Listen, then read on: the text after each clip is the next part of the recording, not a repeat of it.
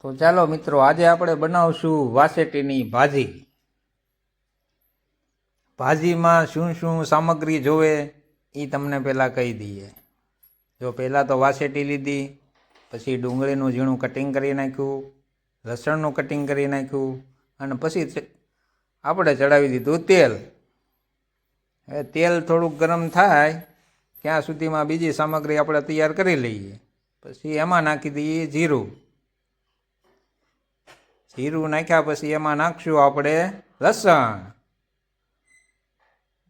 લસણ નાખી દઈએ એટલે એની પાછળ નાખશું ડુંગળી. હવે એને જરીક સંતળાવી લઈશું ધીમા તાપે. થોડીક વાર રહીને પાછું એમને હલાવીને ચેક કરતા રહીશું. પછી એમાં નાખશું આપણે ભાજી, જેને કહેવાય વાસેટીની ભાજી. સાંભળતા જ મોઢામાં પાણી આવી જાય. ભાઈ આ વાસેટીની ભાજી કહેવાય. તો હવે આપણે વાસેટીની ભાજી અંદર નાખી દીધી. હવે તાપ આપણે ધીમો કરી નાખશું. પછી ઉપરથી મસાલા નાખશું, હળદર, મરચું સ્વાદ અનુસાર, ધાણા જીરું નાખશું. જે રીતનો સ્વાદ કરવો હોય તે પ્રમાણે મીઠું નાખશું.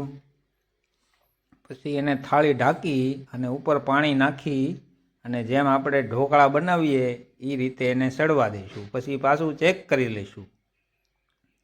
પછી એને જરીક સતળાવી લઈશું, હલાવી લઈશું. થઈ ગઈ આપણી ભાજી તૈયાર. તો મિત્રો, મોઢામાં પાણી આવી જાય. આને કહેવાય